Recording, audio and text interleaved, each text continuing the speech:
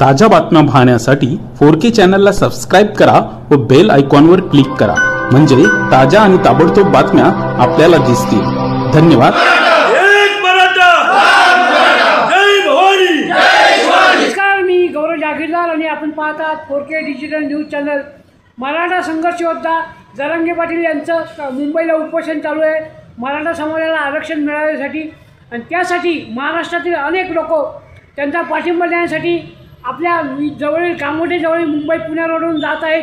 तशाच काही बांधव महाराष्ट्रातील सांगोला सातारा जिल्ह्यातील काही बांधव कामोठे इथे आलेले आहेत आणि त्यांची राहण्याची खाण्याची पिण्याची सोय माजी आमदार बाळाराम पाटील यांनी त्यांच्या दत्तूशेठ पाटील शाळेमध्ये केलेली आहे।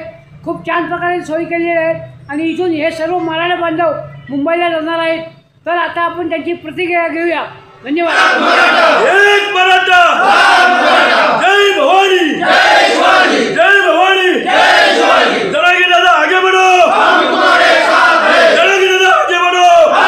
आम्ही सांगोला तालुक्यातून सातारा आणि मानखटाव या जिल्ह्यातून सगळे आदरणीय संघर्ष योद्धा जरांगे पाटील साहेब यांच्या मार्गदर्शनाखाली मुंबईला आलो आहोत आणि आता आम्ही निर्णय ठरवलाय, आरक्षण घेतल्याशिवाय जायचं नाही। आरक्षण आमच्या हक्काचं आहे, नाही कोणाच्या बापाचं, आणि ते आम्ही आता घेतल्याशिवाय सोडणार नाही। मागे जरांगे पाटील जोपर्यंत साहेब आमच्या हटत नाहीत तोपर्यंत आम्ही हटणार नाही। ते आमच्यासाठी हा एक आदर्श नेता, आणि फक्त तो आम्ही आदर्श नेताच नाही, तो आमच्याकरता, तो आमच्या समाजाकरता खास करून देव आहे।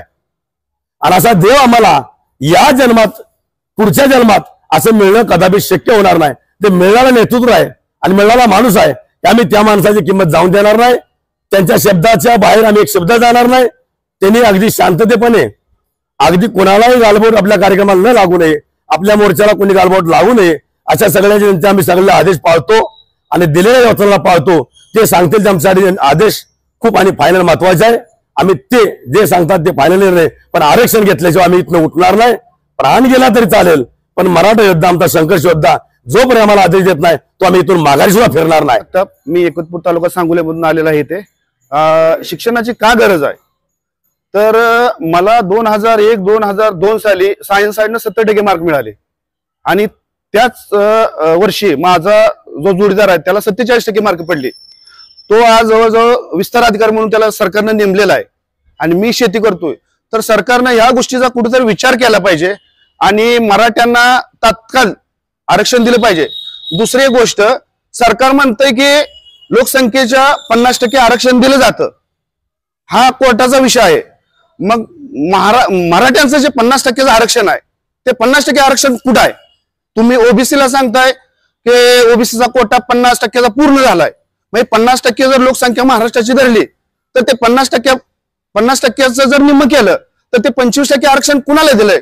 तर हे फडणवीसांनी या गोष्टीवर विचार करावा आणि तात्काळ मराठा समाजाला वेठीस न धरता आरक्षण देऊन तात्काळ मनोज जरांगे पाटलांचं उपोषण सोडावं।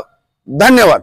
आम्ही सर्व मराठा बांधव सांगोला तालुक्यातून एकतपूर गावातील व वाटंबर गावातील सर्व मराठा बांधव मुंबईला आलेले आहेत। जोपर्यंत मनोज दादांच्या नेतृत्वाखाली आमच्या उपोषणाचा मार्ग निघत नाही तोपर्यंत आम्ही मुंबई सोडणार नाही, ही आमची भूमिका ठाम आहे। दादा जो निर्णय सांगतील तो फायनल होईपर्यंत आम्ही मुंबई सोडणार नाही।